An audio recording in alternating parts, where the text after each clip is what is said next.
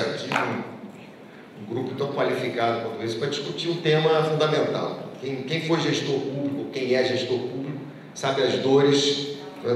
Nós brincamos que o gestor público só faz aquilo que a lei lhe permite, enquanto o gestor privado faz tudo desde que a lei não proíba de fazer. Isso faz uma diferença imensa.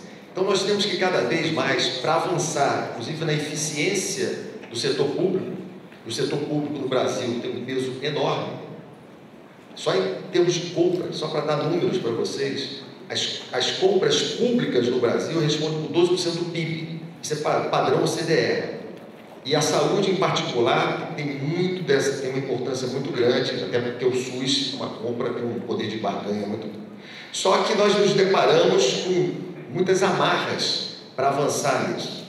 Precisamos de instrumentos que nos permitam flexibilizar isso e ganhar, ao mesmo tempo, garantindo transparência perante os órgãos de controle, mas dar eficiência à máquina.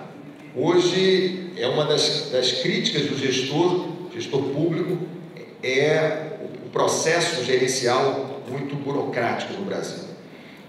E alguns instrumentos surgiram para nos ajudar nesse processo.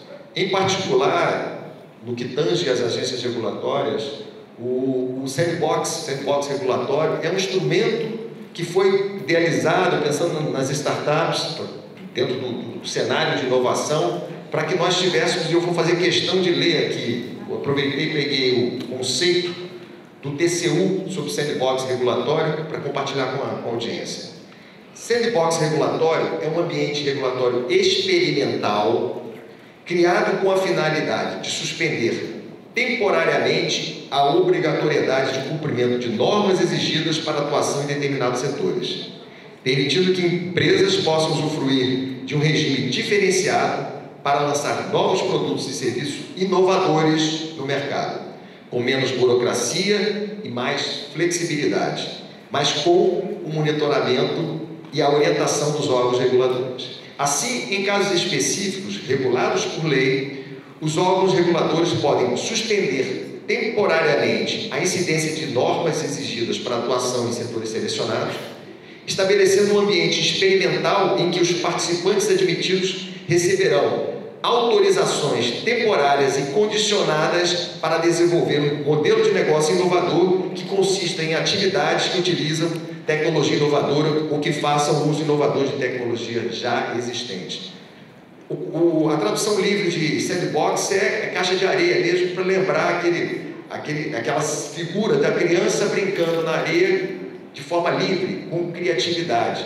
Esse é o pano de fundo que nós temos para poder avançar e modernizar a gestão pública, modernizar a gestão privada também, das normas, para que a gente possa entregar mais para a nossa sociedade.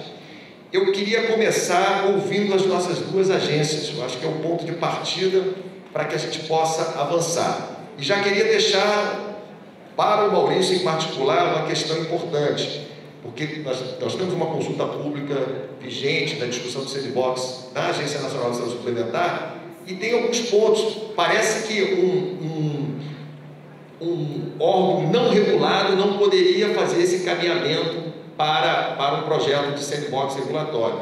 Isso seria um pouco limitante. Então, eu vou fazer o seguinte, eu vou começar, a partir dessa provocação com o Maurício, depois vou passar a palavra para o Daniel, para que a gente possa movimentar esse debate sobre sandbox regulatório, especificamente nessas duas agências. Você tem aí, né? Obrigado, Denizada. Boa tarde a todos. Nesse momento no INS, a gente está com uma consulta aberta. Só um instantinho. Acabamos de chegar o Bruno Portela. Bruno estava sendo esperado ansiosamente. Deixa eu pegar aqui. Não, sem o Bruno, eu falei, olha, sem o Bruno vai ficar faltando aqui uma parte importante para a nossa discussão. Bruno, seja bem-vindo. Deixa eu pegar, vou pegar uma cadeira para você aqui, peraí. Não, as meninas... tá aí lá. Bruno, seja bem-vindo. Bruno Portela, procurador federal, atualmente na Advocacia Geral da União. É um craque de sandbox, Tá vendo? Tá. Bruno, só para a gente também avançar, eu fiz aqui uma apresentação inicial muito conceitual e provocativa e pedi aos nossos diretores de agência, o Maurício Nunes da Agência Nacional de Saúde Suplementar, o Daniel, que é o da Anvisa, para começar a fazer algumas considerações para a gente poder interagir. Maurício, por favor, fique à vontade. Boa tarde mais uma vez aí, o Bruno. A agência está com uma consulta pública aberta, a consulta pública 138, vai até o dia 22 de novembro, para normatizar a matéria. A gente vai estar normatizando por meio de uma resolução normativa. Desde que saiu a Lei Complementar 182, a gente ainda não tinha normatizado essa matéria, está fazendo agora por meio dessa consulta pública. Esse ponto que você trouxe, Denise, da possibilidade de um ente não regulado participar, inclusive era uma dúvida minha, eu acho que vale até uma provocação por meio da consulta pública, até para a gente encaminhar isso à nossa Procuradoria. De fato, foi uma dúvida que a gente levantou, se um ente não regulado estaria apto, poderia ser elegível participar de um processo de sandbox, tem um nomezinho da Sony embaixo. Mas aí fica a provocação de venha via consulta pública. Independente do processo normativo na agência, da gente transformar isso numa RN, uma resolução normativa, eu acho que essa lei, desde quando a gente teve lá a última programa a última grande alteração constitucional em relação à administração pública, que foi a inclusão do princípio da eficiência, eu acho que essa talvez tenha sido uma das leis, a meu ver, mais modernas que a gente teve de lá para cá. Por que eu falo isso? É a possibilidade da administração pública tentar resolver algum problema de política pública, não política regulatória, qualquer problema de política pública, por meio do ente regulado, né? Vou me limitar a falar de entes regulados, abrindo a possibilidade deles testarem no ambiente experimental alguma solução que a administração não tem ainda. Então a gente tem um problema que a gente, a princípio, não tem a solução para resolver. Essa lei complementar, que é o marco legal das startups, ela trouxe essa possibilidade. Ela tem uma segunda fase, o capítulo seguinte dessa lei trata de uma contratação diferenciada, inclusive, de startups, que eu achei também um processo bem interessante. Ela altera a lei de licitações públicas, né? E facilita o processo de contratação das startups. Então, eu acho que foi um grande avanço do Congresso Nacional, você poder se aproximar do privado, do ente regulado, e usar o privado para te ajudar encontrar uma solução para um problema de política pública.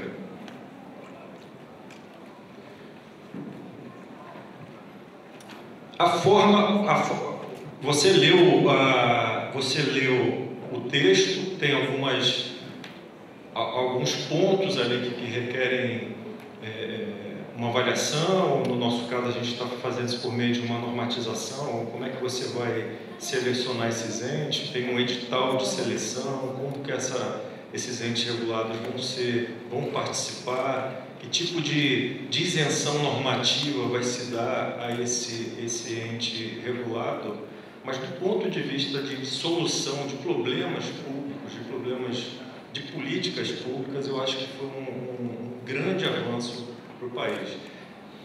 Olhando até do ponto de vista de um cenário de falta de recursos, né? A agência, nesse momento, está passando por uma situação delicada, que é uma situação do país de déficit fiscal, e a gente tendo que cortar recursos públicos da agência. Até o final do ano a gente vai ter que já está em processo de cortes orçamentários de contratos. Muitos contratos de TI nossos a gente está tendo que cortar, várias pessoas já foram demitidas, e isso acaba impactando em políticas, em projetos. A gente não consegue avançar com vários projetos que a gente tem na agência por falta de recursos, de pessoal, de TI. Então, até por esse ponto de vista, o Sandbox ele foi interessante. Do Estado poder se utilizar do ente privado, recursos privados, financeiros, pessoal, para trazer uma proposta de política pública regulatória. Então, eu vejo com bons olhos e acho um grande avanço para o país. Então, seriam minhas falas iniciais. Muito obrigado, Maurício. Importante ter esse ponto de vista do INS, a INS buscando maximizar a entrega para a sociedade, no momento até crítico da saúde suplementar, mas buscando inovações para vencer isso. E eu passo logo a palavra para o Dr. Daniel, para as considerações dele do Sandbox na Anvisa. Obrigado. Boa tarde a todos, boa tarde, Denizar, boa tarde a todos que nos acompanham aqui.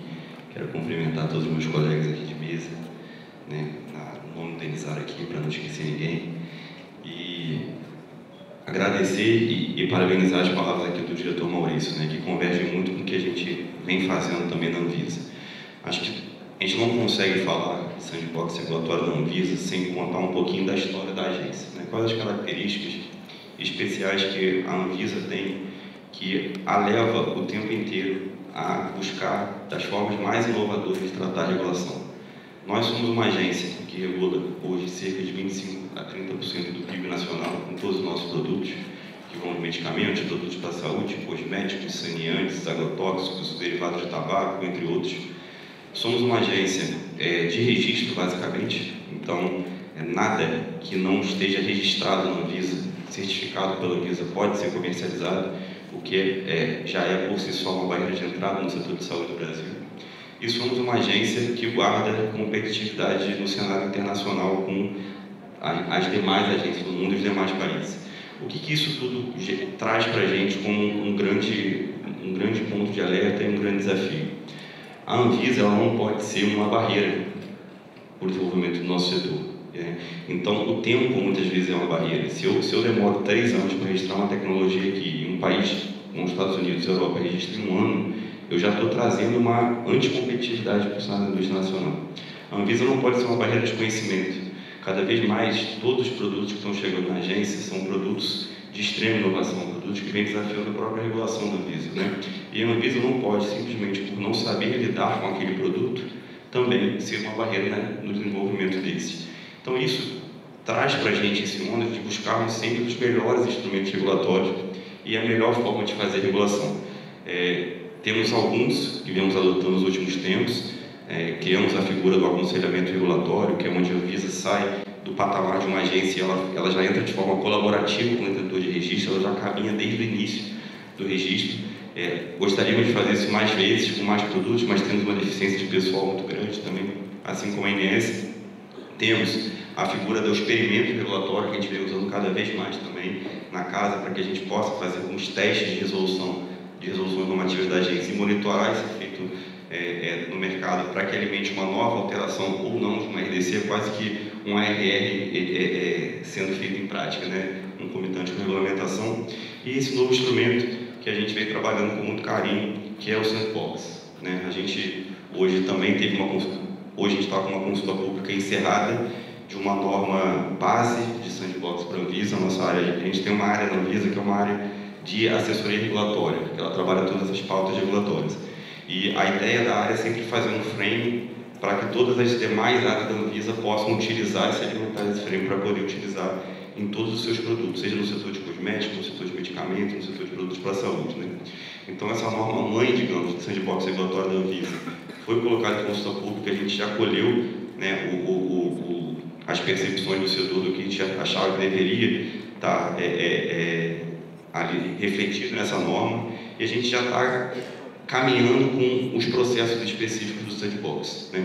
No nosso setor de vigilância sanitária, a gente tem uma peculiaridade que não deixa de ser um ponto de atenção. No final das contas, a missão da Anvisa é garantir o controle sanitário para que nenhuma intempérie de risco à saúde de uma pessoa seja realizada através da utilização de um serviço ou de um produto registrado pela Anvisa. Então a gente caminha muito alinhado com o tipo de risco do produto que a gente pode flexibilizar algum tipo de regulação. Obviamente, eu não vou começar a fazer aqui um sandbox regulatório com um state farmacológico, que no primeiro erro a gente tem um óbito de um usuário. Mas a gente tem produtos com menor risco, como no setor de cosmético, né, como no setor de saneantes, que a gente consegue trabalhar de uma forma muito mais segura essa flexibilização de regra da casa. O sandbox veio também ajudar muito a agência, porque nós temos um marco regulatório sanitário no Brasil muito defasado. O nosso marco regulatório, nossa legislação sanitária é de 76, né, e muita coisa já foi mudada daqui até lá. A gente tem conceitos na lei, na nossa lei sanitária, que não reflete mais efetivamente o que a gente vê hoje. Dá um exemplo, né? A nossa lei diz que o conceito de produto cosmético é aquele produto que não pode ser utilizado nunca de forma injetável. E a gente já vê um movimento de mercado de alguns cosméticos que já são utilizados de forma injetável ao redor do mundo, né? Então, isso, a gente tem um descasamento de um conceito para o que é feito na vida real em outros países, né? E isso também traz para a gente um ônus na nossa indústria nacional, porque certos conceitos de produtos de vigilância sanitária são conceitos mundiais. Então não adianta eu aqui no Brasil falar que esse conceito é assim, se o mundo inteiro aplica e todo mundo utiliza, né? Isso vem desafiando a nossa regulação, e o sandbox ele vem muito bem-vindo para casa e para a nossa agência, para a gente ter a flexibilidade de adequar a nossa regulação ao que vem sendo feito, né? Para a gente testar efetivamente que tipos de melhorias que a gente pode fazer, já muito amparado nas informações que nós recebemos das nossas agências com irmãs internacionais, e a gente, num ambiente controlado, possa trazer essas alterações que são cada vez mais benéficas para o nosso setor. No final das contas, pessoal, eu sempre digo isso: a agência é uma agência do país, é uma agência do Estado brasileiro, e a gente vai o tempo inteiro sempre trazer as melhores soluções para que nossos produtos, sejam de empresas nacionais ou de empresas que fabriquem no Brasil, possam acessar o nosso mercado de forma segura, com qualidade e garantindo a eficácia que se propõe aquele registro de produto na Anvisa. Então, a gente já está no passo evoluído de uma norma-mãe em relação ao sandbox. A gente já está com alguns projetos em andamento, especialmente na área de cosméticos. A gente pretende começar a trabalhar, muito em breve a gente vai ter novidades em relação a esse projeto, ao primeiro projeto de sandbox regulatório da Anvisa, mas eu queria dizer que a gente está muito atento sempre a qualquer novo instrumento regulatório que a Anvisa possa utilizar para poder melhorar cada vez mais esse ambiente regulatório de produtos, tanto da indústria quanto de serviços de saúde do nosso país. Acho que, inicialmente, numa breve fala aqui contextualizada, acho que é isso um pouquinho do que a agência vem fazendo. Eu fico à disposição também para qualquer pergunta. Muito obrigado, doutor Daniel. Eu queria só aproveitar a sua fala e resgatar a nossa sessão anterior, que discutiu com a presença da diretora Viviane Uzi aqui, o uso de dados de mundo real para registro de medicamentos. Historicamente, todos sabem que os dados para registro que são utilizados são ensaios clínicos controlados randomizados, mas diante da complexidade hoje de doenças raras, determinados tipos de câncer, o mundo vem procurando usar dados de mundo real. Esse seria um ambiente propício de se avaliar um novo modelo regulatório em sandbox? Eu acho que mais do que isso, Denis, eu acho que essas informações de dados de vida real, elas são fundamentais para que a gente possa mensurar a eficácia do sandbox regulatório, né? Então, o segundo passo da gente estruturar um processo de sandbox, depois que a gente abrir a possibilidade regulatória e dar esse instrumento, dar essa opção regulatória para o detentor de registro utilizar, o segundo passo é como a gente vai medir. É como que a gente vai verificar se esse produto de fato está funcionando, se esse produto de fato é eficaz. Aqui entra, e é fundamental, um bom sistema de informação de dados, né, com órgãos de confiança, com um sistema de feedback à agência do que efetivamente está acontecendo na vida real. Temos um caminho grande para isso, né? O nosso setor, especialmente o setor farmacêutico, a gente ainda precisa evoluir muito em padronização e interoperabilidade de informação, né? Talvez sejam os setores que ficaram para trás na estratégia, né, de saúde de dados. A gente ainda precisa chegar a algumas convergências. Eu falo isso até dentro de casa, a gente dentro da Anvisa mesmo, a gente não tem ainda uma padronização da nomenclatura, uma área de farmacovigilância usa uma nomenclatura, a área de registro usa outra, né? Então a gente precisa alinhar alguns conceitos, mas eu particularmente entendo que é imprescindível que a gente tenha um bom sistema de informação até para nos alimentar sobre a eficácia do sandbox regulatório antes que a gente possa abrir essa possibilidade. Muito bom. Bom, eu vou começar a fazer uma rodada agora. O Bruno Portela, eu queria deixar você para o final, pode ser? Para que a gente passe uma primeira rodada. Eu queria ter um olhar como um técnico que desenvolveu muitos desses instrumentos para nos auxiliar. E vou começar pelo Emanuel, e gostaria muito que vocês fizessem essa reflexão dentro das suas áreas de atuação. Em particular, Emanuel, o SESI é muito amplo, né? Todas as suas funções no SESI, mas vamos tentar fazer um recorte em relação aos contratantes de planos de saúde, aos grandes contratantes, né, 11 milhões de vidas que estão hoje no SESI, que contratam através das empresas. Como você vê esse instrumento para tentar fazer alguns experimentos para melhorar a entrega desse bem tão valioso que é a saúde para os seus beneficiários? Obrigado, Elisá. Queria também saudar aqui todos na mesa. Antes de comentar, assim, eu integro o Comitê de Assuntos Regulatórios da CNI, para as agências de saúde. Quero fazer um registro de que esse é um assunto prioritário dentro da casa. Temos recentemente um posicionamento sobre as questões de políticas e de agenda regulatória.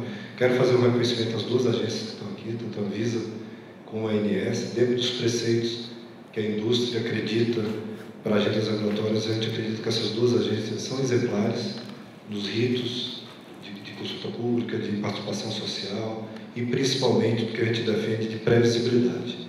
Infelizmente, tem coisas ainda básicas no poder público, no Estado, que ainda não seguem perfeitamente, e o setor industrial acaba sendo impactado por essa ausência, mas eu quero fazer um reconhecimento público aqui dessas duas agências.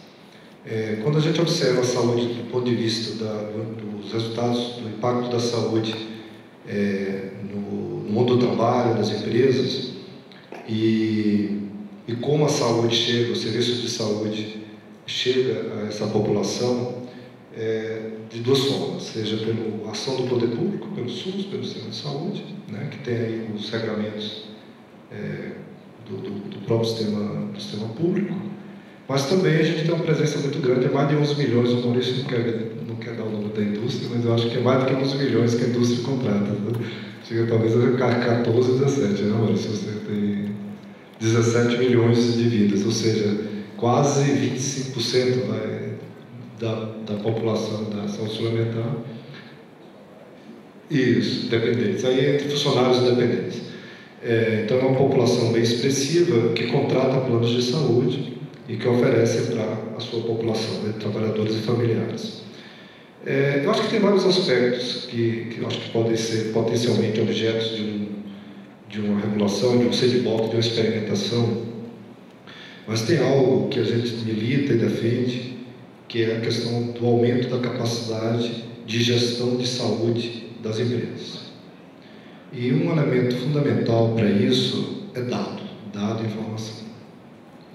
E esses gestores, essas empresas, pode variar da sua força como contratante perante a operadora, de conseguir esses dados, mas é algo absolutamente não regrado. Então, temos problemas de não disponibilização, de tempestividade do dado, de qualidade do dado, de falta de padrão.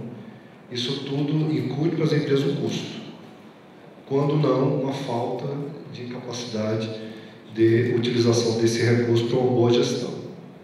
E aqui eu não falo de dados individuais, estou falando de uma visão de gestão populacional, para se fazer uma boa gestão de saúde, para ter uma visão epidemiológica, para estruturar programas, linhas de cuidado e sem parceria. Então, eu acho que isso cai na sua primeira pergunta, esse item sobre as questões do ente regulado, né? Uma vez que o dado nasce da prestação do serviço, da prestação de serviço de um operador de saúde, de um serviço de saúde, que não necessariamente está na abrangência, na competência da INS. Eu acho que isso talvez possa ser feito alternativamente num modelo experimental via um projeto de sandbox, convidando os atores, e nós podemos dar esse apoio, suporte, no ambiente institucional também, até porque nós somos um agente de mercado, temos uma missão institucional também assegurada por lei e pela Constituição brasileira, institucionalmente, nesse processo. Então fica aqui uma alternativa aqui, Maurício, de eventualmente a gente tá colaborando aí numa experimentação, claro, orquestrada aí por outros atores. Muito obrigado, Manuel. Fundamental e certamente, se a saúde suplementar tem que passar por uma transformação, os contratantes, principalmente os grandes contratantes, são parte dessa modificação. E o sandbox pode ser uma ferramenta útil para medir isso. Milva, fica à vontade para fazer a contextualização dentro do teu ambiente, do sandbox. Como o sandbox pode realmente te dar um caminho para experimentos, poder maximizar da entrega que você faz para a sociedade. Obrigada, Denizar. Gostaria de agradecer a oportunidade de estar aqui, agradecer aos organizadores do evento, agradecer aos colegas de painel, especialmente aqui as duas agências, a AGU. Fico muito feliz de estarmos aqui com o Manuel. Sempre é muito bom trazer o representante dos contratantes, né? Eu sempre digo que esse mercado, quando a gente fala em saúde, em beneficiários, em gestão de saúde, quem faz a roda girar nesse mercado são os contratantes, em virtude dos beneficiários estarem concentrados nos planos coletivos. Então, e parabenizo o Manuel pela iniciativa no SESI em fazer a gestão em cima de dados, em fazer todo esse controle, tá? Atuando em conjunto com a ANS para ter efetivamente um monitoramento de desfecho, né? E é uma coisa que eu busco muito na medicina diagnóstica. Nós temos na medicina diagnóstica um grande desafio, porque muitas vezes se fala, né, do custo dos exames aumentando o custo da assistência da saúde como um todo, onde sabemos que na verdade, os exames baseiam 75% das decisões médicas. Sem exame, nós não conseguimos fazer gestão de saúde, promoção de saúde, tratamento de doença, nada. Temos um setor extremamente regulado, e assim deve ser, né, dado a fragilidade, né, com o que lidamos nesse setor, né, com a vida e a saúde das pessoas. E daí, quando vemos iniciativas, né, de gestão de saúde populacional efetivamente, temos que olhar para o desfecho. E daí é muito interessante, né, iniciativas ligadas aí dentro do conceito de sandbox, para a gente ter uma ampliação das possibilidades, assim como, né, acho que o Daniel colocou muito bem, e parabenizo o cuidado da Anvisa de permitir esse tipo de experiência, mas com um controle de segurança, né, porque o que temos que ter em mente o tempo todo, e isso não pode ser só o nosso discurso, é o paciente efetivamente no centro. Então é o cuidado a essa pessoa, é a qualidade do serviço prestado e a segurança desse serviço que é prestado, a segurança desse paciente. Então, qualquer iniciativa, acho que um ambiente onde você permite a criatividade, você permite trazer novas soluções, buscar outras alternativas, que é tudo, e aí eu estou indo além de medicina diagnóstica, tá? Porque eu acho que é tudo que o nosso sistema como um todo precisa, né? Nós precisamos buscar novos modelos, nós precisamos buscar novas soluções, A gente está falando há muitos anos que a conta não fecha, que o sistema é insustentável e ele está cada vez mais insustentável. E vai continuar sendo assim, sabe-se lá Deus até quando. A gente só fica falando sobre isso, mas não saímos do ambiente comum. Então, eu acho que iniciativas, que um ambiente onde você reduz o peso regulatório e entenda, né? Quando eu falo de peso, eu não estou falando de uma conotação negativa, não, porque existe um peso ligado a essa regulação. Então, quando você reduz o peso regulatório, você permite a criação de alternativas e a busca por modelos que possam direcionar para soluções diferentes, para caminhos diferentes nesse mercado. Então, eu vejo com bons olhos. Agora, com cuidado também, com a preocupação, né? Daí o que eu falei de parabenizando a Anvisa pela possibilidade de se fazer isso, mas mantendo a segurança do paciente. Então, assim, você tem ambientes que não dá para... Você não tem muita margem de teste, né? Porque o risco ali é muito grande, então você não tem muita margem. Mas tem outros ambientes que sim, então acho que é importante esse cuidado. E dentro da medicina diagnóstica, especificadamente, eu acho que quando nós temos a possibilidade de encontrar soluções, especialmente quando nós temos startups que podem nos oferecer outros tipos de soluções e são incentivadas para isso, é muito, muito útil, muito bom para o sistema como um todo. Obrigado. É muito importante essa questão da medicina diagnóstica. Eu estou aqui como provocador, né?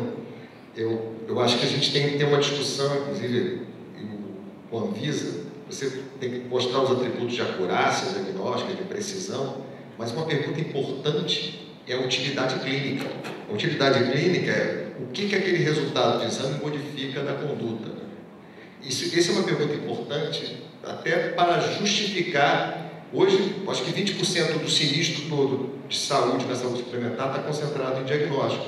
E a pergunta, que eu ia inspirado até pelo ministro Nelson, a gente tem que saber, será que isso realmente, a entrega faz sentido? Porque se fizer sentido, se a gente estiver orientando melhor as decisões médicas, terapêuticas, faz sentido e, com certeza, investir mais. Ou não, ou há desperdício. Talvez seja um caminho de fazer perguntas dentro de ambientes controlados sobre essa utilidade clínica de determinados testes diagnósticos.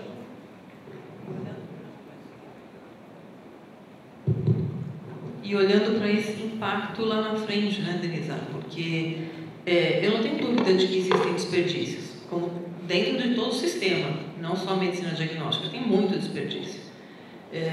Mas, ao mesmo tempo, quer dizer, quando você fala em efetividade, quando você fala em indicação clínica, você tem que olhar para o resultado lá na frente. Então, eu já ouvi muitos equívocos sendo repetidos várias vezes, e esses equívocos se tornaram grandes verdades. E as pessoas passam a acreditar como uma grande verdade. Um grande equívoco um exame negativo é um desperdício. Então, quer dizer, o exame negativo, então, ele é um desperdício, né? Ele foi pedido por desperdício. Não, ele é um indicador importante. Assim como é um indicador importante, você ter um exame e um diagnóstico precoce, né? Que vai te ordenar toda uma conduta. E aí, falando especificadamente em sinistro, vai te reduzir uma sinistralidade expressivamente lá na frente, sem se falar em qualidade de vida, em vida efetivamente, em sobrevida, enfim, né, em possibilidade de cura. Então, isso faz uma diferença. Agora, desperdício, sem sombra de dúvida, existe. Aproveitando, eu passo para o Fernando. Nós vamos ficar no ambiente dos dispositivos, também essa reflexão, né, Fernando?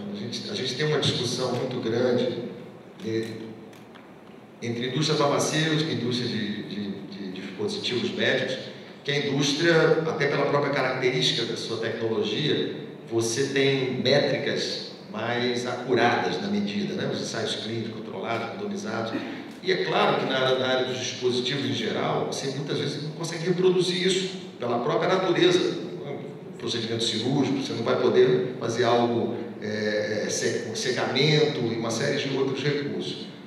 Como é que você vê dentro desse ambiente a oportunidade de ter determinadas lacunas regulatórias para você avançar e dar algumas respostas para a sociedade dentro desse grande setor de importância cada vez maior para o benefício da medicina? Bom, boa tarde, senhoras e senhores, meus colegas aqui de painel, obrigado pela pergunta. É duro você fazer um painel de saúde meio avariado, né? A mensagem fica esquisita, mas não é nada grave não, só sinusite mesmo. Dispositivos e equipamentos médicos, a gente fala de um universo muito grande de produtos, né? Desde coisas muito simples até equipamentos de diagnóstico por imagem de alta sofisticação, tratamento, e passando por todas as etapas da vida das pessoas, né? Tanto é assim que a gente tem lá a categoria 1, 2, 3 e 4, né, Daniel?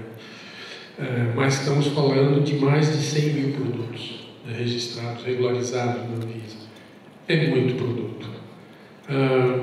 Quando a gente fala de sandbox regulatório, a primeira vez que eu ouvi falar de sandbox regulatório foi uns 5 anos dentro do ambiente do Fórum Econômico Mundial, que já trabalhava isso em alguns aspectos. E acompanhando meio de longe isso, a gente vê que, embora seja uma discussão vigente no mundo inteiro, em saúde tem poucas aplicações. Eu acho que a Anvisa, dentro até da análise de impacto regulatório, coloca isso muito bem. Não tem casos muito bem estabelecidos ainda na área de saúde. Especificamente, falando de dispositivos e equipamentos médicos, o que nos parece até aqui é que nós poderíamos ter oportunidades muito grandes, principalmente com a revolução digital. Muita coisa digital vai com os próprios dispositivos, como software, como dispositivo médico, por exemplo, poderia ter sido alvo lá atrás de um sandbox regulatório que talvez tivesse trazido menos controvérsias no momento dos registros. A possibilidade de você, através de um sandbox, também realizar ou identificar a viabilidade futura daquele registro também é algo bastante interessante no nosso ambiente. Quando você fala, Denizar, de outras medidas, né, para o nosso setor, pela dificuldade de...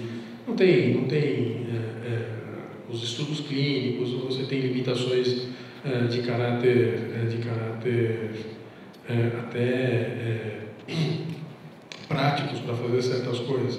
Uma das alternativas que surgiram, está surgindo e cada vez mais, eu acho que poderia vir a ser aplicada no nosso setor, para além do sandbox regulatório, claro, são os estudos em sílico, né?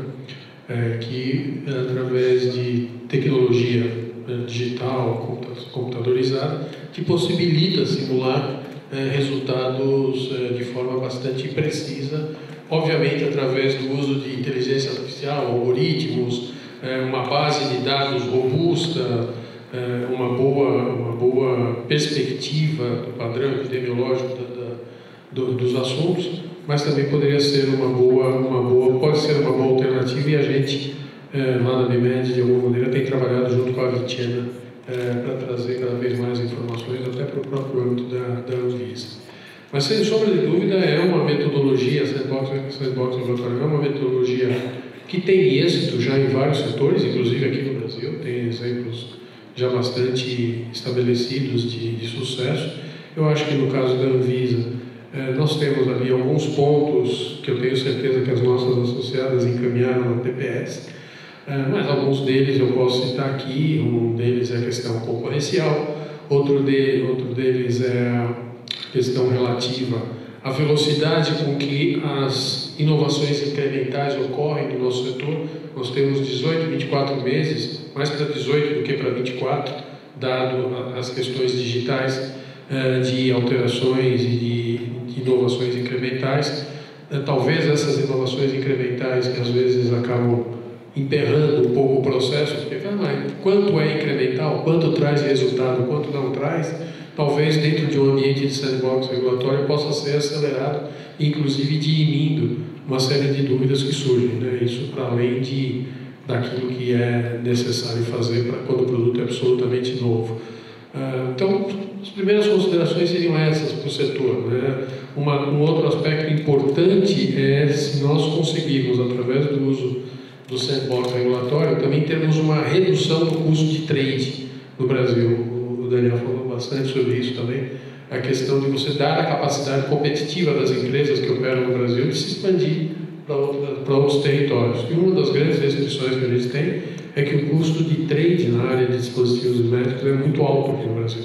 São custos que se sobrepõem, seja em função de registro, seja de verificação em fábrica, seja de aspectos relativos ao Inmetro, as coisas vão somando. Então, talvez, dentro de um exercício de sandbox regulatório, se possa, de alguma maneira, ao encurtar o processo futuro de incorporação efetiva, a gente ter uma redução de custos, que também seria muito bom, dada a debilidade do setor de saúde, financeiramente falando. Obrigado, Fernando. Eu vou aproveitar e já passar aqui para o Bruno Sobral, para também contextualizar, em particular, dentro esse olhar dos hospitais, do CNS. Eu queria essa visão sua. Bom, primeiro, muito obrigado pelo convite. Queria saudar a todos presentes, em especial o nosso presidente da Associação Carioca de Hospitais aqui presente, o Marcos Quintela, em nome de quem eu cumprimento a todos. O sandbox é uma excelente ideia, né? Ele é basicamente um exercício de humildade e coragem do órgão regulador. Eu acho que eu definiria, em primeiro lugar, assim. Humildade porque você, como órgão regulador, tem que olhar para a sua regulação e falar, olha, pode ser que eu não esteja cumprindo a minha missão como eu deveria. Isso é bonito, isso é filosoficamente desejável, inclusive. A gente sempre fez a discussão também de revisões regulatórias, também com um exercício de humildade, mas acho que o sandbox pode ser um bom mecanismo. No fundo, a regulação foi feita para proteger o mercado, para proteger o consumidor. E ao fazer um sandbox, você necessariamente, como regulador, está dizendo, olha, talvez eu não esteja protegendo o consumidor, talvez eu não esteja protegendo esse mercado, talvez eu esteja fazendo um mau trabalho. Então, assim, não é que eu estou fazendo um mau trabalho por incompetência, eu estou fazendo um mau trabalho porque eu estou, talvez, exagerando em algumas prerrogativas que eu acho que são importantes e que, eventualmente, chega um produto diferente e esse produto inova e ele não representa um risco adicional para o consumidor e, eventualmente, representa, talvez, um ganho para o mercado ficar mais saudável. Né? Então, ele é certamente um exercício de humildade. E é de coragem também por isso, ou seja, você está se abrindo para dar errado. O órgão regulador, quando abre um sandbox, ele abre uma possibilidade de vir um produto diferente, fora da regulação, e aquilo não funcionar. Então tem que ter coragem para fazer sandbox. Então eu gostaria de começar a minha fala parabenizando a Anvisa e a ANS por estarem colocando essa pauta, essa agenda para rodar. Né? O sandbox, até onde eu sei, depois o Bruno pode corrigir se for o caso, começou recentemente, em 2015, e ele foi pensado inicialmente para fintech no mercado regulado bancário de meios de pagamento. Não à toa, hoje o Banco Central, a CVM e a SUSEP estejam até mais evoluídos nisso do que a gente aqui na área da saúde. Quando você vai pensar num novo produto de fintech, o que pode dar errado? Né? Pode dar errado é o consumidor ele fica chateado porque perdeu dinheiro, porque aquilo não foi tão importante, porque aquilo não agregou valor. Quando a gente está falando de saúde, né, os desafios são muito maiores. Né? Primeiro porque a capacidade de medir resultados dessa nova forma de regular são mais difíceis, né? É muito mais simples você ver a satisfação do consumidor, se o mercado funcionou na fintech, do que você ver numa regulação que eventualmente vai mudar aí um processo de regulação de um dispositivo médico, da Anvisa, por exemplo. Né? Então, assim, temos desafios adicionais, na minha opinião, com relação à saúde por isso. Ou seja, ela, nesse caso, não representa um risco só do consumidor ficar insatisfeito, mas pode representar um risco, por exemplo, de acesso, né? Pode limitar acesso, aquilo pode reduzir algum tipo de prerrogativa e estar ligado à saúde torna isso um pouco mais arriscado, torna mais desafiador também. Né? E talvez olhando para o passado, por outro lado, por ser saúde, talvez as prerrogativas e os desejos do regulador de tornar a vida do consumidor mais segura tenham sido exageradas também. Então talvez tenhamos também mais campo para melhorias e para tomar um pouco mais de risco regulatório nesse sentido. Eu tenho certeza que o regulador, quando pensou em regular plano individual, preço de plano individual, não imaginava que ninguém ia mais ofertar. E foi o que aconteceu, né? Quando o regulador, no caso lá atrás, né, pensou em regular um plano, um produto de plano de saúde absolutamente completo para que ele fosse completo e integrado, ele não imaginou que a gente não tivesse até hoje bons exemplos de integração do cuidado na saúde suplementar como poderíamos ter tido, né? Então, talvez aí abram espaços e campos para a gente pensar em mudanças. E eu acho que, mais uma vez, acho que a coragem de testar vai ser super importante daqui para frente, né? Tem se falado na área de saúde suplementar em fazer, eventualmente, um sandbox para testar um produto light, né? Um produto que não tenha urgência e emergência, que não tenha terapias mais caras, seja um produto mais de diagnóstico, digamos assim. Eu acho que é um bom candidato, assim, é super polêmico, né? A gente sabe disso.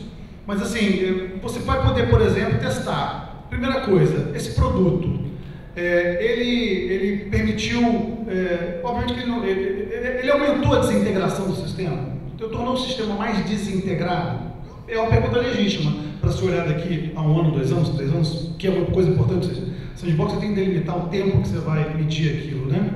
E em saúde as coisas talvez maturem de maneira um pouco mais longa do que fintech, outros exemplos, então talvez seja outro desafio.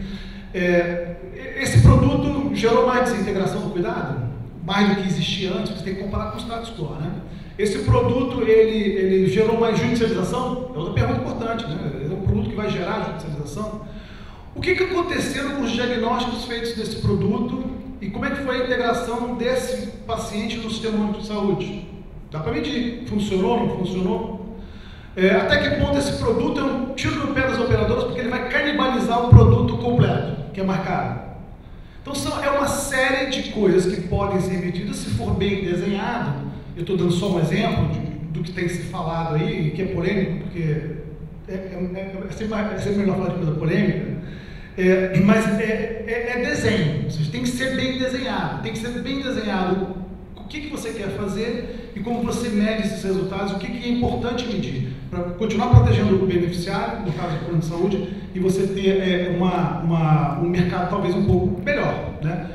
Diferenciado. Então, mais uma vez, eu li a consulta pública da ANS, não li a da Anvisa ainda, e acho que é outra coisa importante para finalizar. A gente está fazendo uma regulação para nos ajudar a desregular, então essa regulação não pode ser excessiva, né? E eu gostei muito, Maurício, da minuta que vocês colocaram, porque eu acho que ela é leve, né? A gente está esperando algo novo, se a gente cria um montão de barreiras de elegibilidade para quem for entrar aqui, você não tem candidato, você acaba não testando o produto. Então, parabéns aí, o Daniel promete que eu vou ler a da Anvisa também, mas eu tenho certeza que está na mesma linha aí. Mais uma vez, muito obrigado e excelente debate para todos nós. Obrigado, Bruno. Excelente esse ponto aí do sandbox para o plano ambulatorial, o novo formato, num momento em que nós não podemos fechar os olhos. Nós temos 50 milhões de cartões de pessoas usuárias de cartões de desconto aí, totalmente à margem, sem regulação. A STJ já colocou no colo da ANS a necessidade de regular isso. É o caminho, talvez, exatamente como o Bruno falou. Vamos colocar isso dentro de um experimento e ver todas essas externalidades, positivas e negativas, potenciais. Aproveitando, Paulo Jorge, eu acho muito interessante te ouvir, porque você está à frente de uma proposta inicial, nasceu como startup, hoje já está muito maior do que isso, mas de modernização na saúde suplementar. Então seria muito interessante você situar isso e como o próprio sandbox pode te ajudar, a partir de agora, de fazer testes de novos modelos assistenciais, que é uma proposta inovadora do teu modelo. Bom, obrigado, Denizar. Também parabenizo aí a todos aí no nome do Denizar e agradeço a participação aqui. De fato, eu vou só sumarizar alguns pontos importantes na minha experiência no contato com o consumidor, né? meio que falando na mesma linha do que o Bruno falou, essa regulação que a gente tem hoje, ela nasceu lá no ano 2000 e ela tinha uma demanda muito específica e ninguém aqui pode ser contrário à vinda da regulação, à vinda da Agência Nacional de Saúde, ninguém do setor acha que isso não era necessário, era fundamental. A gente construiu um conjunto regulatório, quando a gente compara com os maiores países do mundo em termos de sistema de saúde privado, ele é extremamente ambicioso, extremamente ambicioso. Nós colocamos ali todas as doenças classificadas no CID, nós colocamos todas as especialidades reconhecidas pelo Conselho Federal de Medicina, nós não temos limite financeiro para cobertura, uma série de coisas extremamente ambiciosas, e a gente conseguiu fazer com que esse mercado regulado saísse de um ambiente muito ruim. Os mais antigos dizem que viviam nas páginas policiais, viemos para as páginas econômicas, o que é uma discussão bem melhor, né? Ao longo desses anos, a gente teve muito pouca mudança e inovação em características de produtos, por exemplo.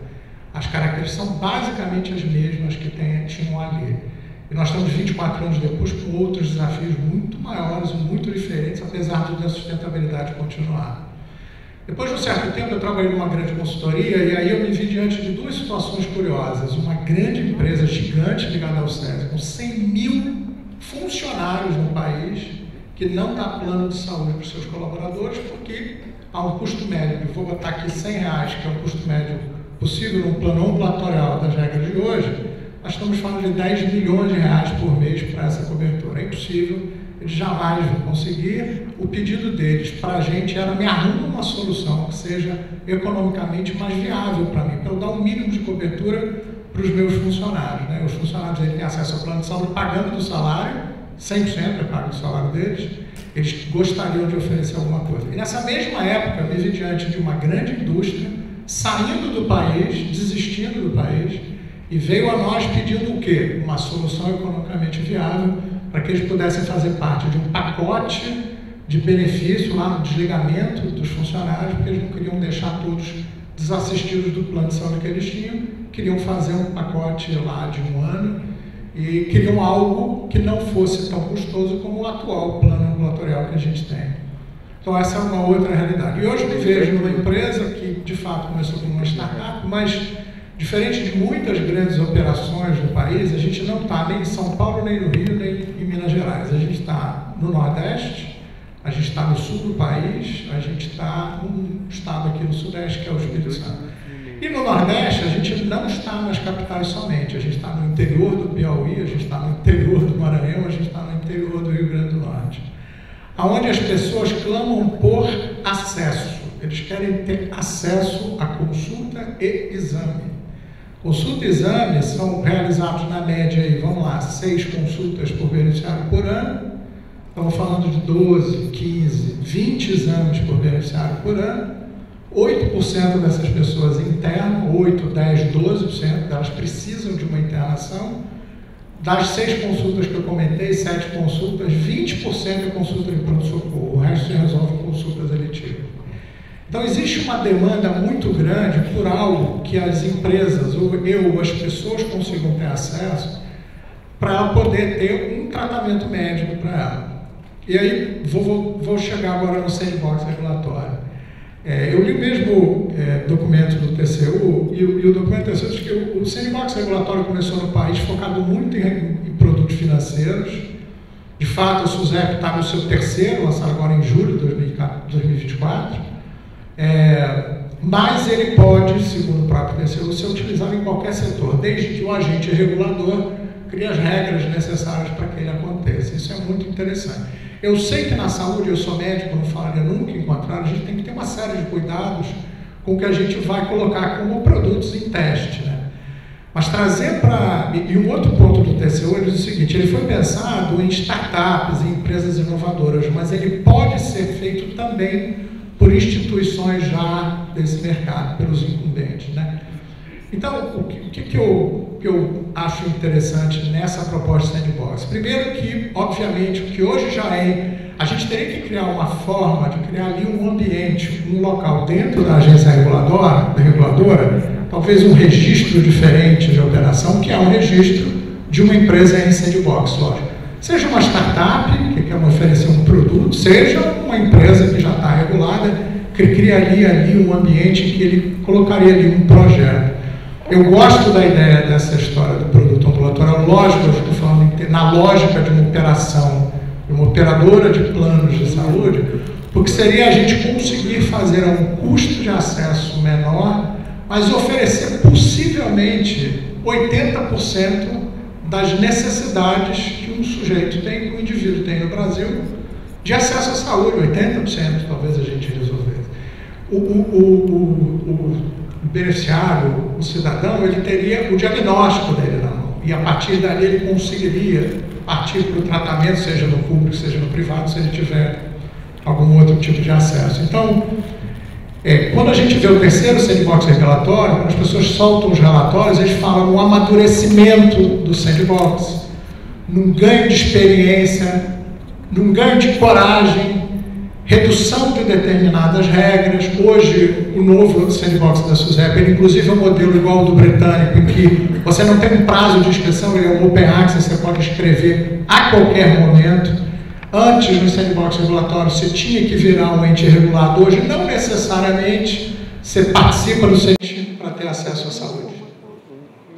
Muito bom, Paulo Jorge.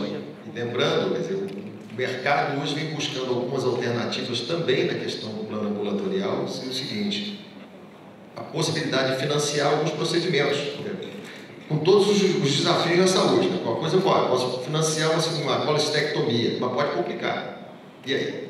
Complicou, saiu daquele teto, como lidar com isso? Tem muitas incertezas nisso, que talvez caiba colocar dentro de um modelo de sandbox e tentar testar isso para ver possibilidades. Deixa eu citar um exemplo, muita gente não conhece, eu conheci no Piauí. O Piauí tem um grupo, uma associação de clientes que se associam num modelo de clube de benefícios, e esse modelo ele oferece para essas pessoas consulta e exame com desconto, e procedimentos cirúrgicos com desconto.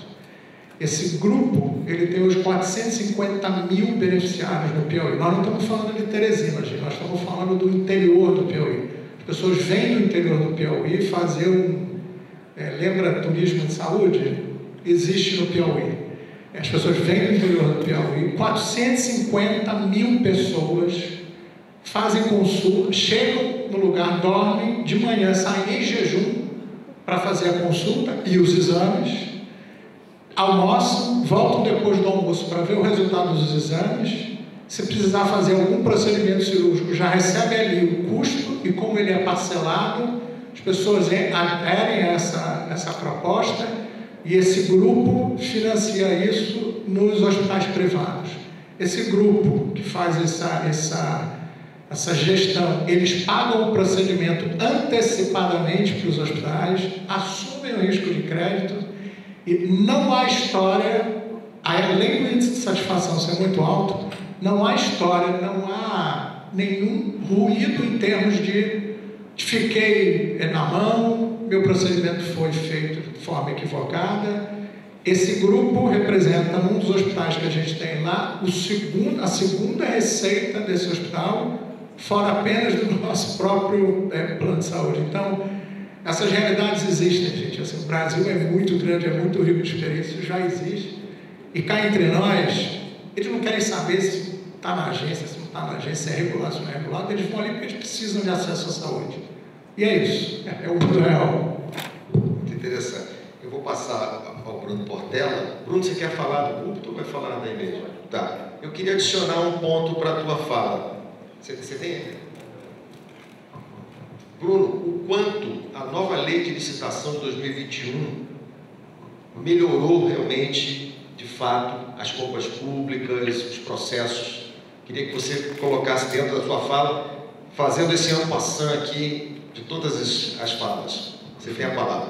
Perfeito. Primeiro, boa tarde a todos, saudar os participantes aqui da plateia, cumprimentar os meus colegas de painel, te agradecer, Denizar, pelo convite, muito oportuno, eu vou explicar por quê. Eu sou procurador federal há quase 20 anos, vim participando de forma muito feliz do avanço da legislação de inovação nos últimos anos, participei diretamente do Marco Legal de Ciência, Tecnologia e Inovação, que você me convidou para a palestra sobre comércio tecnológico, a gente criou esse instrumento de compra pública e inovação, e agora estou aqui falando um pouco de um instrumento que a gente criou no Marco Legal das Startups. Eu agradeço, vocês gostaram. Eu era o secretário de inovação quando a gente lançou o Marco Legal das Startups. A gente aprovou esse regulamento com 87%, que foi feito dentro do Poder Executivo, então foi muito bem aceito nesse diálogo constante com o Legislativo. Então a gente trouxe essa possibilidade, Maurício, e eu até já te respondo aquela pergunta se entidades não reguladas podem participar da consulta. Podem, isso já está certo. Eu vou explicar um pouquinho do que a gente está interessando dentro da AGU. Exatamente isso. E eu hoje dentro da AGU, Denisa, eu estou liderando duas grandes agendas que têm total correlação com o que a gente vem discutindo hoje, que é o Laboratório de Inovação. Eu sou o coordenador do Laboratório de Inovação da AGU, e a gente vem trabalhando soluções jurídicas inovadoras para as políticas públicas. E o ministro Jorge Messias criou a Câmara de Segurança Jurídica no Ambiente de Negócio, com dois braços, um tributário, que é tocado pelo colega Leonardo Alvim, em razão da reforma tributária, e o de regulatório, que é tocado por mim. Nessa agenda, a gente tem uma aderência muito grande com a agenda do PROREG, buscando trabalhar boas práticas regulatórias, uma melhor regulação no país, um ambiente jurídico regulatório eficaz e saudável. A gente tem, só para vocês terem conhecimento, 238 órgãos reguladores hoje no país. Então, dentro dessa perspectiva, a gente vem buscando soluções. E eu gostei muito do que o meu xará falou lá, Bruno, em relação ao fracasso. Por ter trabalhado diretamente nesses marcos legais, o que a gente colocou na nova legislação brasileira, no novo ordenamento jurídico brasileiro, foi a possibilidade do gestor que quer inovar fracassar. Fracassar por meio de uma compra por inovação na ETEC, que a gente criou lá, e depois eu criei como secretário do Marco Legal das Startups, o CPSI. Nós trouxemos, dentro dessa perspectiva que você colocou, dois grandes instrumentos de modernização da relação do Estado com o setor privado. O primeiro, o Sandbox Regulatório, que a gente vai falar aqui um pouco mais, e o segundo, o CPSI. Então, hoje é possível fracassar não só na regulação, como na compra pública e inovação, porque fracasso faz parte da inovação. E essa é uma ação de aperfeiçoamento estatal, buscar o setor privado. Essa interação entre entidades reguladas e os órgãos reguladores é muito saudável. E é dentro dessa perspectiva que a gente, no nosso Laboratório de Inovação, a gente vem lançando agora o guia. Nós vamos lançar, Denisa, ainda em novembro, provavelmente aqui no Rio de Janeiro, no BNDES, o Guia de Segurança Jurídica no Ambiente de Negócio. Eu estou dando até um spoiler aqui para vocês. É o segundo guia no mundo. O primeiro foi na Espanha, eles ganharam da gente por causa de um mês. O nosso guia já está pronto, só está esperando a data do ministro e do presidente Mercadante do BNDES. Mas o que a gente vem buscar é um guia que foi construído no PROREG também, junto com o MDIC, com parceria. E a gente vem buscar exatamente, primeiro, essa primeira fase, não impor para as agências, tá, Daniel e Maurício? A gente não quer impor esse guia.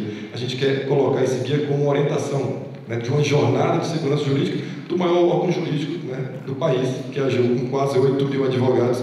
Então, a gente vai trabalhar dentro desse guia, nessa primeira fase, o artigo 11 lá, Maurício, do Marco Legal das Startups, que a gente criou, que é o afastar a incidência normativa, dentro daquela perspectiva para testar soluções inovadoras. Depois, a gente quer ampliar para um programa de ambiente regulatório ambiental muito mais amplo. Então, trabalhar numa fase 2 desse guia. Isso. O que a gente vai tratar dentro desse guia? Realmente uma jornada, que os órgãos reguladores e as agências, a gente sabe bem, vocês têm uma qualificação muito alta. Se você pegar os outros órgãos reguladores, muitos nem se identificam como órgãos reguladores. Então, a gente não só vai identificá-los como órgãos reguladores e vai levar instrumentos para que eles usem esse guia e estimulem. A gente quer, acima de tudo, estimular melhores práticas regulatórias. Então, a gente vai trabalhar essa visão geral do guia, a gente vai trabalhar recomendações específicas que as consultas, as entidades reguladoras afetadas, a gente vai trabalhar transparência e participação social. A gente dividiu esse guia em 4 grandes eixos. Primeiro, diagnóstico e concepção, depois, definição e desenvolvimento, a parte da experimentação e depois o encerramento, com a jornada realmente mostrando passo a passo, pegando ali na mão do gestor que quer inovar, que quer buscar o sandbox regulatório e colocando onde o jurídico entra, onde ele pode trazer segurança jurídica e onde ele deve ofertar sempre a participação e a transparência dentro dessa jornada. A gente traz todos os cases nacionais, inclusive Power BI, colocando até georreferenciado de todas as experimentações e o que realmente atende o artigo 11, que outros sandbox não atende. Até o do Rio aqui, ele tem um olhar mais amplo, o sandbox que é feito pela Prefeitura. A gente vai trazer recomendações do ato administrativo, do próprio sandbox, para que o jurídico e o gestor analisem a competência, o objeto, o motivo, a finalidade. Nós vamos trabalhar a elaboração de instrumentos normativos para a instituição do sandbox regulatório. da governança, do escopo, dos objetivos, do afastamento, flexibilização, do processo seletivo, do recebimento de propostas, dos critérios de elegibilidade, as salvaguardas que devem constar dentro de um sandbox regulatório, a parte da gestão de riscos e responsabilidades, autorizações temporárias, a supervisão e monitoramento, mecanismo de revisão e ajuste e plano de descontinuidade. Em todas essas fases, a gente vai colocar recomendações jurídicas para trazer essa segurança, não só para o órgão regulador, mas para a entidade regulada. E a gente está usando tudo que já foi feito no Brasil, pela ANS, pela Anvisa, pela ANAC, pela NTT, como exemplos dentro desse guia. Então, dentro dessa perspectiva, a gente quer, dentro da ação de aperfeiçoamento estatal e do trabalho que a AGU vem fazendo de modernização dessa relação, a gente entende, sim, que o sandbox, além de outros, como a própria IR, hoje a gente recomenda para todos os nossos advogados públicos, 8.000, que assessoram a administração pública, que exijam o IR, de qualquer norma que vai impactar o ambiente de negócio. Então, a gente coloca isso. Dentro da nossa Câmara, a gente recebeu 35 demandas. Dessas 35, 5 são do setor de saúde. E 3 interessam a possibilidade que a gente pode trabalhar sandbox regulatório.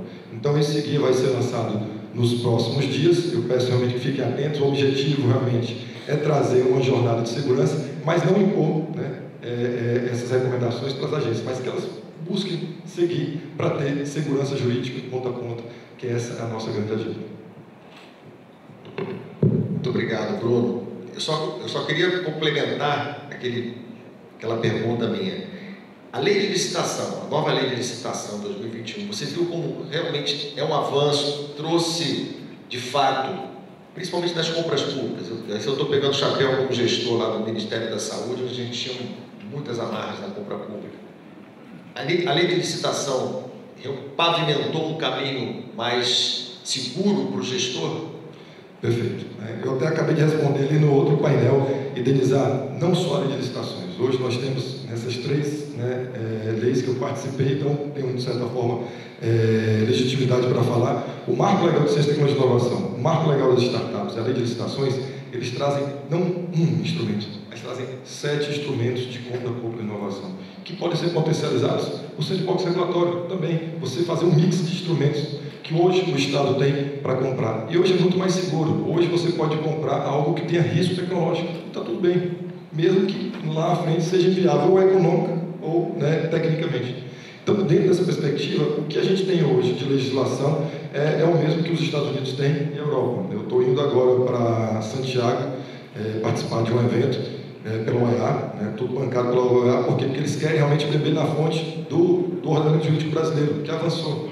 A gente não só tem liberdade para inovar na regulação, como na compra pública de inovação. Por quê? Porque a gente fez a mesma regulação que a DARPA, o Departamento de Defesa americano, usa para comprar muitas tecnologias que estão aqui com a gente nos nossos gadgets. Então, hoje, sim, eu posso te dizer que não só a lei de licitações, mas o Marco Legal de Ciência, Tecnologia e Inovação, o Marco Legal das Startups, não só trazem um arsenal de instrumentos possíveis, que vai de fomento ou de modernização dessa relação de Estado-setor privado, mas trazem muita liberdade para o gestor. Hoje nós temos esses 25 instrumentos que estão nesses marcos, 80% deles o gestor pode firmar de forma direta, ou seja, o legislador deu muita liberdade para o gestor que quer inovar. Evidentemente que ele vai ter que ter responsabilidade e capacidade técnica para colocar no processo as suas decisões e por que ele tomou. Mas hoje sim, nós temos segurança jurídica para avançar em diversas frentes. Muito obrigado. Nós temos tempo para uma pergunta da audiência. Angélica.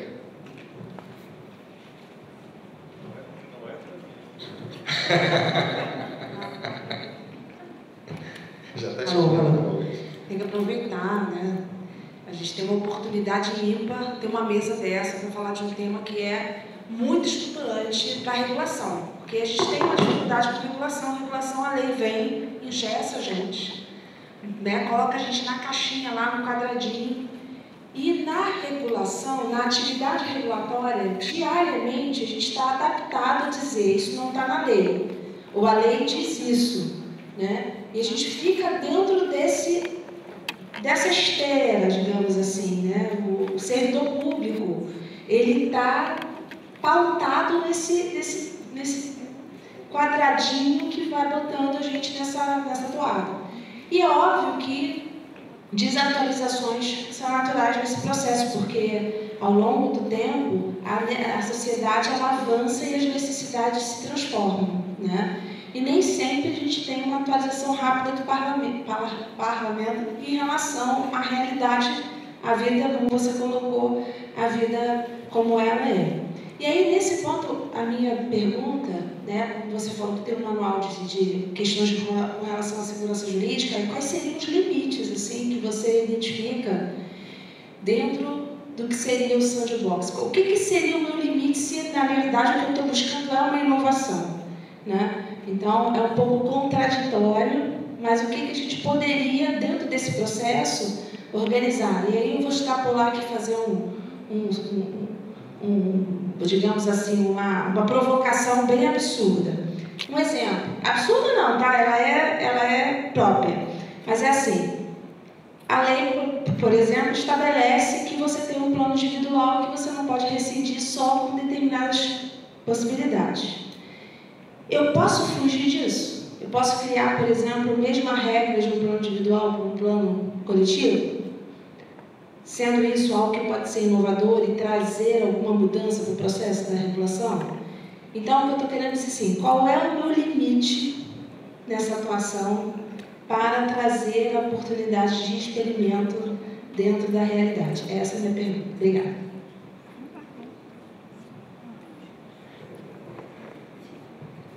Eu vou tentar sair para o lado jurídico, tá? Mas dentro dessa perspectiva, a gente já tem um limite muito claro que qual ato, né, jurídico normativo a gente pode afastar, né? E tinha até essa discussão para trazer segurança jurídica. Será que eu posso afastar lei, decreto ou um ato da própria agência? A gente vai trazer essa definição, né? E com um olhar de AGU, a gente pode afastar o ato da própria agência para testar soluções inovadoras.